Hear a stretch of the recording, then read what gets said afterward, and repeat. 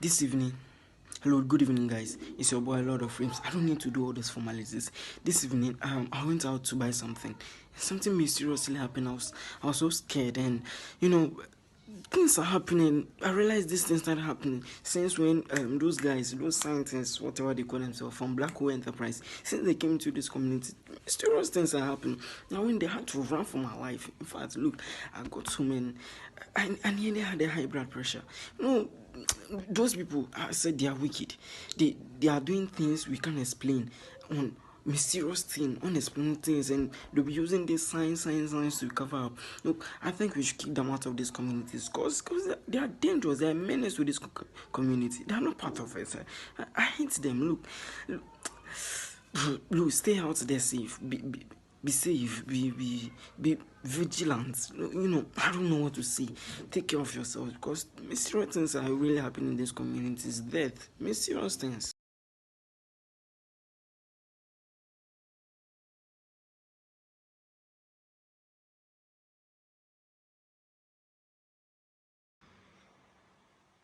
Yo, Caleb.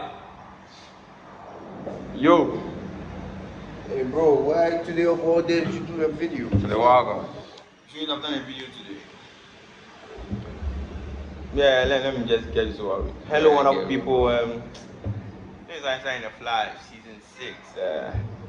Yeah, Omar, take over. For our last videos, we have been talking about the manipulation of matter, and now we want to dive into the energy. We know Einstein relates energy to mass, that is matter. Is related the special equation of relativity is equals mc squared. But Caleb, have you been noticing the changes in this environment? Energy we say is the capacity to do work. You all know the definition for that. And we explain energy to be the interaction of matter with a field and the movement of that field.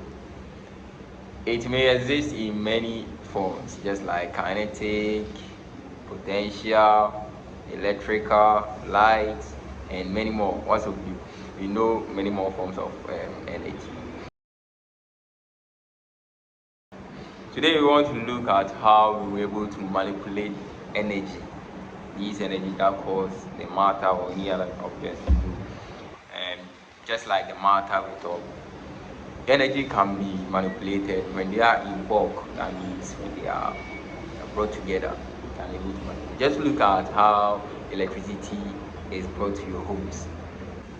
So if you check how electricity is brought to your homes, these are all forms of manipulation of this energy. That means we have been able to manipulate electrical energy into the light energy which you see in your home. And when you take the nuclear power plant, for example, like this, energy is being manipulated. That means the nuclear power plant actually stores energy in the form of a nuclear energy.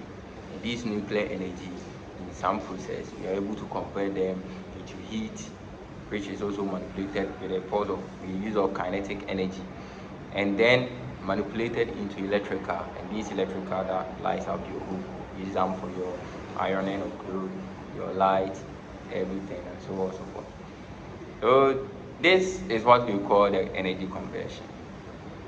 And if you take mechanical energy like this, it can be converted by the use of actions, like a force.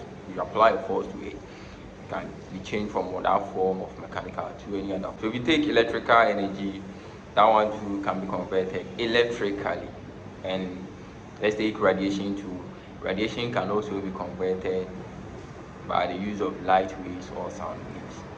And heating, I don't know, we all know heating. We have three kinds of it, which is conduction, the convection, and the radiation.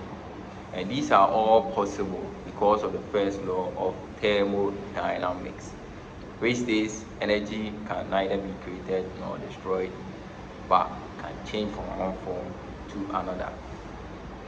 This is actually a very big one when you think about it very much. Back to the electrical. For electricities coming to our various homes, it comes in the form of AC current, which is the alternate current. In this, in simple terms, electrons that is wiggling the back and forth to create these AC currents. So there was one student of James Clerk Maxwell. One student started delving into this manipulation of this energy, and his name was John Henry Poynton. Let's imagine the light energy coming from the sun. This energy travels in 8 minutes, actually 8 minutes before it reaches us here. So that is the time it takes the energy of light from the sun to reach us on this earth. It's approximately 8 minutes. And what Poynton was trying to consider is that the path that this light takes from the sun to reach us this earth.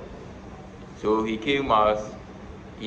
brought a certain vector, which we now call it the Poynton vector, which we use in calculating the amount of electromagnetic radiation that is passing through this path per second.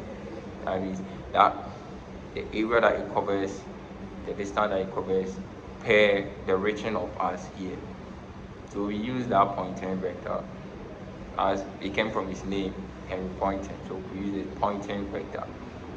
Whenever there is electrical and magnetic field together, we could be able to calculate using this Poynton vector. So when we get an interaction between an electrical and a magnetic field, we can use this Poynton vector to calculate our electromagnetic, because they will create electromagnetic energy.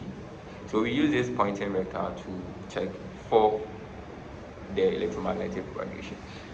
And in a typical circuit, the electrons do not carry the energy.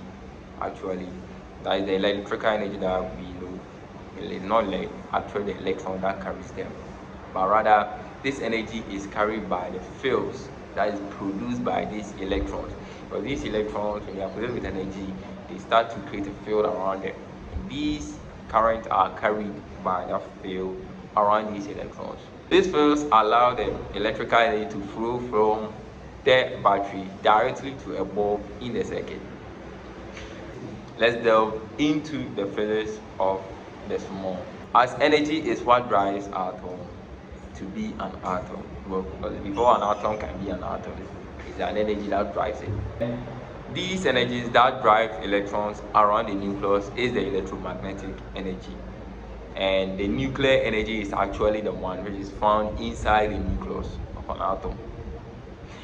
So with this, manipulation of energy is quite easier. Yeah.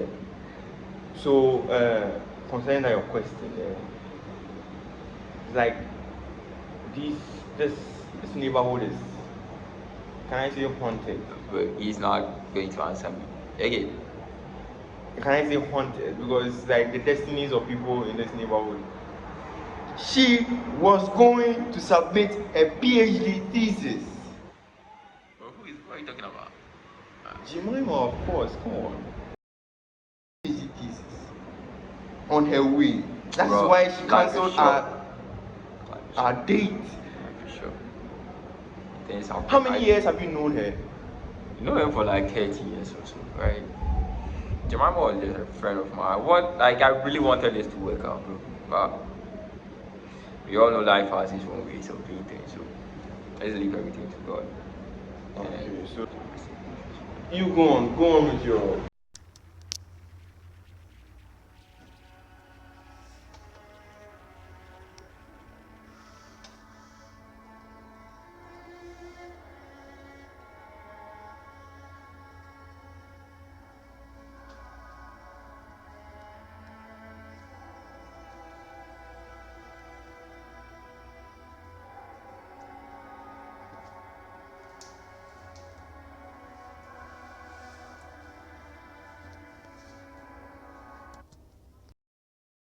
Let's just move on to the fun fact.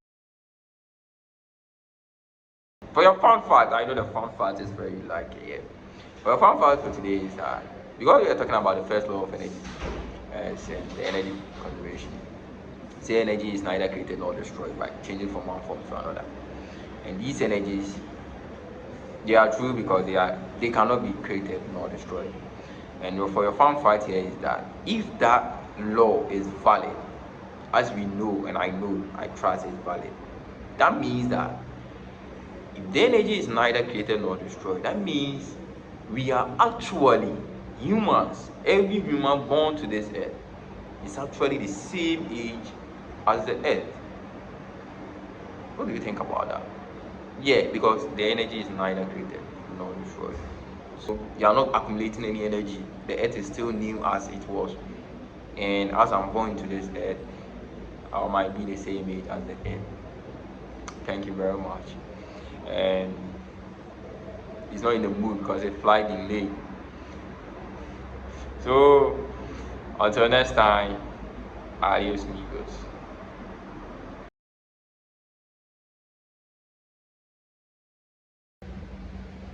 Bro, they are gone. Bro, what do we have here? They left with her. I found something, bro. Check it out. What do we have here?